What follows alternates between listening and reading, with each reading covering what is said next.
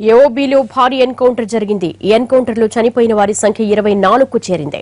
ఇందులో ఇద్దరు అగ్రనేతలు సైతం ప్రాణాలు కోల్పోయినట్లుగా భావిస్తున్నారు. అగ్రనేతలు గాజర్ల రవి అలియాస్ గణేష్, మరో కీలక నేత బాకూరి వెంకటరమణ మృతి చెందారు. 8 మంది మహిళా మావోయిస్టులు కూడా కాల్పుల్లో చనిపోయారు. పోలీసుల కాల్పుల్లో వెంకటరమణ దళం మొత్తం హతమైంది. వైఎస్ హయాంలో చర్చల ప్రతినిధి రామకృష్ణతో పాటు గాజర్ల గణేష్ కూడా వచ్చాడు. జయశంకర్ జిల్లా వెలిశాల గ్రామానికి చెందిన గణేష్ కుటుంబ సభ్యులంతా మావోయిస్టులే.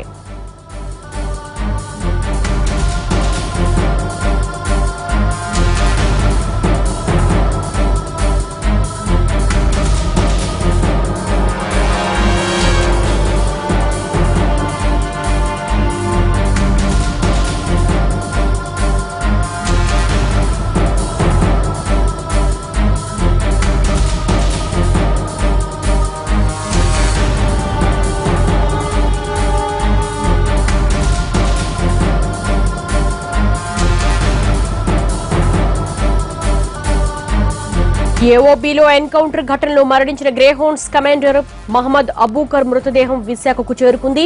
ఈ ఘటనలో గాయపడ్డ మరో కమాండో సతీష్ ను ప్రైవేట్ ఆసుపత్రికి తరలించారు. బూసుపుట్టు అటవీ ప్రాంతంలో మావోయిస్టులతో జరిగిన హోరాహోరీలో కమాండోలు సతీష్, అబూబకర్ తీవ్రంగా గాయపడ్డారు. విశాఖ నుంచి వెళ్లిన హెలికాప్టర్లో క్షతగాత్రులను తరలిస్తుండగా బుల్లెట్ గాయాలైన అబూబకర్ మరణించాడు. మృతదేహాన్ని కేజీహెచ్ కు తరలించారు. గాజువాక బీసీ రోడ్డు ప్రాంతానికి చెందిన అబూబకర్ 2011లో గ్రేహౌండ్స్ లో చేరాడు. దసరా సెలవుల తర్వాత ఇంటి నుంచి వెళ్లిన కుమారుడు మృత్యువాత పడడంతో అబూబకర్ తల్లిదండ్రులు గుండెలు పగిలేలా విలపిస్తున్నారు. మరణించిన కమాండో కుటుంబాన్ని CP Yoganand, Vizag range DIG Srikanth పరామర్శించారు.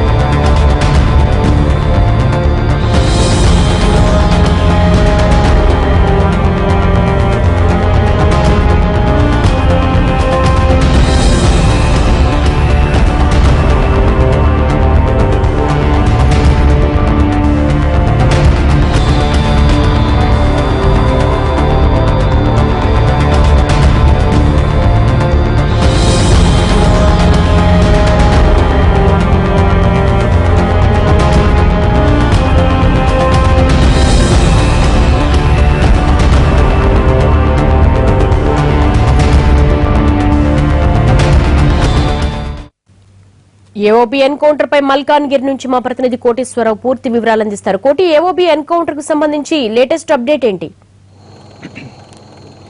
దేవి, ఏఓబీలో జరిగిన ఎన్కౌంటర్ ఇప్పటివరకు కూడా అయితే డెడ్ బాడీలు ఇంకా ఘటనా స్థలంలోనే ఉన్నాయి. ఉదయం 6 గంటల ప్రాంతంలో జరిగిన ఎన్కౌంటర్కి సంబంధించి మొత్తం ఇప్పటివరకు 24 మంది మావోయిస్టులు చనిపోయినట్లుగా అధికారులు సమాచారం ఇస్తున్నారు. వారిలో మొత్తం 8 మంది మహిళా మావోయిస్టులు కూడా ఉన్నారు. అయితే చనిపోయిన వాళ్ళు అగ్రనేతలు ఉన్నారు. అంటే ప్రధానంగా చూసుకుంటే గణేష్ అనే వ్యక్తి, అట్లానే చలపతి, పశ్చిమ బెంగాల్లో చెందిన రవి, జగరాల వెంకటరమణ, ఆయనతో పాటు రామకృష్ణ, మావోయిస్టు కేంద్ర కీలక నేత అయినటువంటి రామకృష్ణ కుమారుడు మన్న, అదేవిధంగా అరుణ అనే మరొక మహిళా మావోయిస్ట్. ఇప్పటివరకు 5గురిని అయితే అధికారికంగా గుర్తించారు. వారిని సోన్సో మావోయిస్టులు అని చెప్పి స్పష్టంగా అధికారికంగా చెప్పడం జరిగింది.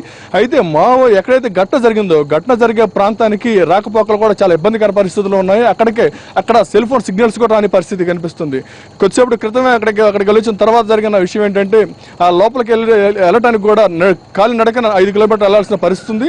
అట్లాగే ఎటువంటి వెహికల్స్ బాగాలేని పరిస్థితుల్లో అధికారులు కూడా చాలా ఇబ్బంది పడుతున్నారు. అయితే ఇప్పటివరకు అయితే మృతదేహాలను గుర్తించిన అధికారులు, పోలీసు ఉన్నతాధికారులు అక్కడ చేరుకున్నారు. 24 మందికి సంబంధించిన డీటెయిల్స్ అన్ని కూడా మరి కాసేపట్లో వాళ్ళు తెలియజేసే అవకాశాలు అయితే కనిపిస్తున్నాయి. ఏదైనా సరే ఈరోజు జరిగిన ఎన్కౌంటర్ అయితే మావోయిస్టుల అగ్రనేతలు చాలా మంది దాంట్లో పోయినట్టు తెలుస్తుంది. ఎందుకంటే ఏఓబీ సెక్రటరీగా ఉన్నటువంటి దయ కావచ్చు, లేదా పశ్చిమ బెంగాల్లో చెందిన కేంద్ర కమిటీ సభ్యులు రవి, అదేవిధంగా చలపతి, వీరందరూ కూడా ఎప్పటి నుంచో గత 40 సంవత్సరాల నుంచి మావోయిస్టు పార్టీలో ఉంటూ వాళ్ళు కీలకంగా వ్యూహరచనలు చేస్తూ ముందుకు సాగుతున్నారు. ఈ నేపథ్యంలోని ప్లేనరీ జరుగుతున్న సమావేశం, ఈ పోలీసులు జరిగిన దాడిలో 24 మంది హతమవగా వాళ్ళలో 4 AK-47లు వీళ్ళు స్వాధీనం చేసుకోవడం జరిగింది. అదేవిధంగా 2,16,000 రూపాయల నగదు, కొన్ని తపంచాలు, కిట్ బ్యాగులు, విప్లవ సాహిత్యం అన్ని కూడా స్వాధీనం చేసుకున్నారు. అయితే మల్కనగిరి ప్రాంతంలో జరిగినటువంటి అటవీ ప్రాంతంలో ఆ సరిహద్దు వివాదం కారణంగా ఇప్పటివరకు అయితే డెడ్ బాడీలు ఏం చేయాలి, ఎటు తీసుకెళ్లాలి, విశాఖపట్నం తీసుకెళ్లాలా లేకపోతే ఒరిస్సా మల్కనగిరి తీసుకెళ్లాలా అనే ఉద్దేశంతో పోలీసులు తర్జన పడుతున్నారు. ఏపీ పోలీసులు అదేవిధంగా డీజీపీ స్థాయి కూడా సమాలోచనలు జరిపారు. ఏం చేద్దాం ఏంటనే ఉద్దేశంతో ఈ రోజు కోర్టు ఇచ్చిన తీర్పు కూడా, అంటే ఎల్లుండి వరకు కోర్టు తీర్పిస్తూ ఎల్లుండి దానికి సంబంధించిన డెసిషన్ తీసుకుంటూ అప్పటివరకు కూడా మీరు మృతదేహాలని జాగ్రత్తగా ఉంచాలని చెప్పి ఇచ్చిన తీర్పు కూడా ఇప్పుడు పోలీసు ఉన్నతాధికారులు కొంచెం ఒక రకమైన ఇబ్బందికర పరిస్థితి చెప్పుకోవచ్చు. ఎందుకంటే ఇప్పటికే ఎన్కౌంటర్ కారణంగా చనిపోయినటువంటి 24 మంది మావోయిస్టులు పూర్తిగా రక్షితంగా ఉన్న పరిస్థితి. వీళ్ళందరూ కూడా ఎక్కడ పెట్టాలి, ఏం చేయాలి, ఎలా అక్కడి నుంచి తరలించాలి, అసలు ఎక్కడ తరలించచ్చో లేదా అనేది కూడా ఒక సందిగ్ధంగా మారింది. ఇప్పుడు చీకటపడిన తర్వాత వాళ్ళని హెలికాప్టర్లో కూడా తీసుకెళ్ళడానికి ఆ వాతావరణం అనుకూలించిన పరిస్థితి ఉంది. అక్కడ పోలీసులు కూడా ఉన్నప్పటికీ కూడా ఏం చేయలేని పరిస్థితి అయితే ఈ రోజు కోర్టు డైరెక్షన్ నేపథ్యంలో తర్జన పడుతున్నారు. అలాగే ఈ ఎన్కౌంటర్ లో ఒక కమాండెంట్ చనిపోయారు. ఆ చనిపోయిన కమాండెంట్ కి డీజీపీ సాంబశివరావు అదేవిధంగా విశాఖ సిపి యోగానంద్ పరామర్శించారు. మన ఏపీ డీజీపీ సాంబశివరావు వాళ్ళకి 40 లక్షల రూపాయలు ఎక్స్ట్రేషన్ ఇస్తున్నట్లుగా ప్రకటించారు. అదేవిధంగా జరుగుతున్న పరిస్థితులన్నింటినీ కూడా ఎప్పటికప్పుడు ఏపీ సీఎం చంద్రబాబు నాయుడుకి తెలియజేస్తూ ఆయన దగ్గర నుంచి కూడా సూచనలు తీసుకుంటున్నట్లుగా మనకు అధికారులు చెప్పుకొస్తున్నారు. అయితే ఏదైనా సరే ఈ రోజు జరిగిన ఎప్పటి నుంచో చాలా దట్టమైన అటవీ ప్రాంతం, దాదాపు మృతదేహాలు మీరు చీకట్లో కూడా కనిపిస్తున్నారు. మరి ఒకవైపు కీలక నేతలను పోగొట్టుకున్నారు, ప్రతీకారేచ్ఛతో రగిలిపోతారు మావోయిస్టులు. ఇప్పుడు ఎటువంటి జాగ్రత్తలు తీసుకుంటున్నారు పోలీసులు? ఇంకా కోమింగ్ కొనసాగుతోందా? అయితే ఈ నేపథ్యంలోనే పోలీసులు కూడా ఏజెన్సీ ప్రాంతాన్ని మొత్తం కూడా అప్రమత్తం చేశారు. ప్రజాప్రతినిధులకి అదేవిధంగా స్థాయి నాయకులకు అధికారులకు కూడా భద్రత పెంచే పరిస్థితిలో ఆలోచనలు జరుపుతున్నారు. ఎందుకంటే ఈ దట్టమైన అటవీ ప్రాంతం, ఈ ప్రాంతం అంతా కూడాను మావోయిస్టుల కనుసన్నాల్లో కొన్ని సంవత్సరాల తరబడి ఉంటున్న ప్రాంతం. ఈ ప్రాంతంలో ప్లేనర్ నుంచి తప్పించుకున్న అగ్రనేతలు ఎటు వెళ్ళారు, ఎక్కడికి వెళ్ళారు, మరి కొంతమంది ఎవరు ఉన్నారా, ఉంటే ఎక్కడ ఉన్నారు, అదేవిధంగా చనిపోయిన ఇంత భారీ ఎత్తున కోల్పోయిన తమ క్యాడర్ని దీనికి సంబంధించి ప్రతీకార చర్యలుగా పాల్పడతారనే నేపథ్యంలో పోలీసులు కూడా ఉన్నతాధికారులతో సమీక్ష సమావేశాలు నిర్వహిస్తున్నారు. ఏ క్షణం ఏం జరుగుతుందో అనే అప్రమత్తం అయితే అధికారులను కానీ అటు ప్రజాప్రతినిధులు చేస్తున్నారు. అలాగే చుట్టుపక్కల ఉన్న గిరిజన ప్రాంతాలు, ఏజెన్సీ గ్రామాలన్నీ కూడాను భయాందోళనలో బతుకుతున్న పరిస్థితి కనిపిస్తుంది. ఎందుకంటే ప్లేనరీ జరుగుతున్న సమావేశం అది స్పష్టంగా దగ్గర ప్రాంతాల్లో ఉన్నటువంటి గిరిజనులకి అలాగనే మావోయిస్టులకి సత్సంబంధాలు ఉన్నటువంటి గిరిజన నాయకులకు మాత్రమే ఈ ప్లేనరీ సంబంధించిన విషయాలు తెలుస్తాయి.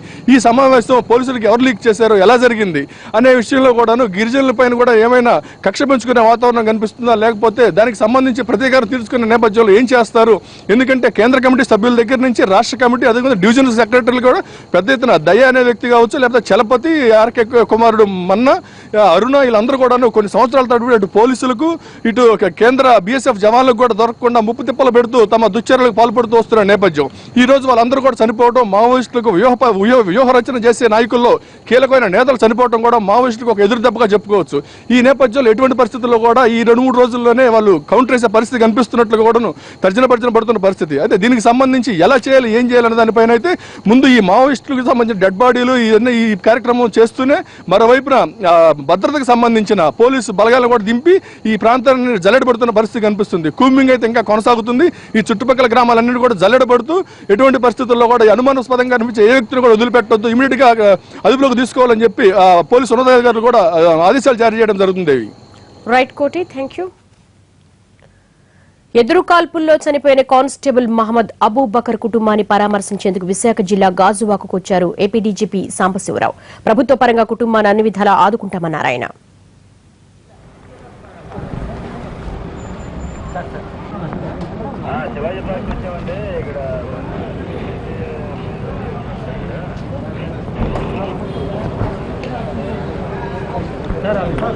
అట్ని చూసి వచ్చిన తర్వాత చెప్తాను.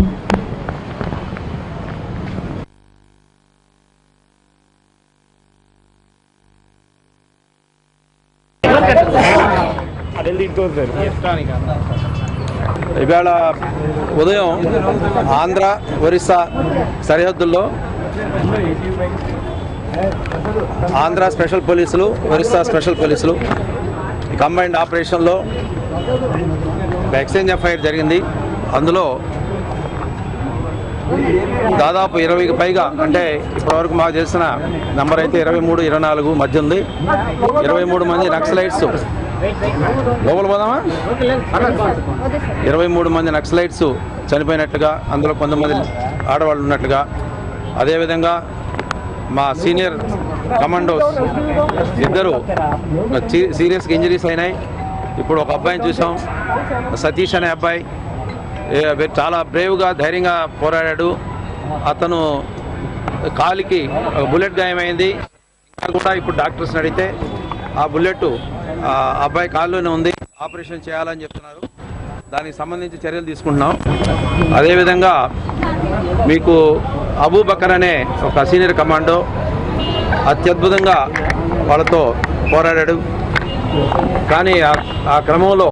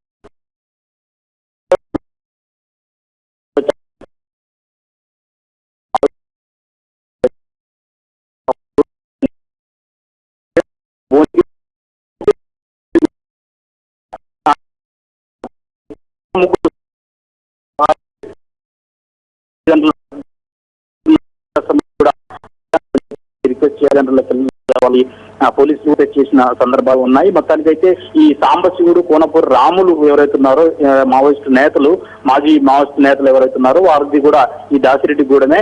ఇతను కూడా అదే గ్రామం నుంచి రావడం జరిగింది. గత అంటే 1990 నుంచి కూడా అతను ఈ మావోయిస్టు పార్టీలో కొనసాగుతూ వస్తున్నాడు. ప్రస్తుతం ఏఓబి మావోయిస్టు పార్టీకి సంబంధించిన కార్యదర్శిగా, కీలక నేతగా కొనసాగుతున్న పరిస్థితి. మొత్తానికైతే మావోయిస్టు పార్టీ అభివృద్ధికి, రిక్రూట్మెంట్స్ కి పెద్ద ఎత్తున దయా కృషి చేస్తున్నట్టు తెలుస్తా ఉంది. ఈ ఎన్కౌంటర్ తో మావోయిస్టు పార్టీకి పెద్ద ఎత్తున నష్టం జరిగిందని కూడా చెప్పొచ్చు. దేవి. రైట్ సమీ. ఏఓబీ ఎన్కౌంటర్ లో మృతి చెందిన మావోయిస్టుల మృతదేహాలను భద్రపరచాలని ఏపీ సర్కార్కు హైకోర్టు ఆదేశించింది. అయితే ఏపీ సరిహద్దుల్లోకి ఇంకా మృతదేహాలు రాలేదని కోర్టుకు తెలిపారు ఏపీ అడ్వకేట్ జనరల్. ప్రస్తుతం ఎలాంటి ఉత్తర్వులు ఇవ్వలేమని స్పష్టం చేసింది హైకోర్టు. ఇంకా ఆపరేషన్ కొనసాగుతుందని ఏపీ అడ్వకేట్ జనరల్ హైకోర్టుకు తెలిపారు. విచారణ ఎల్లుండికి వాయిదా వేసింది.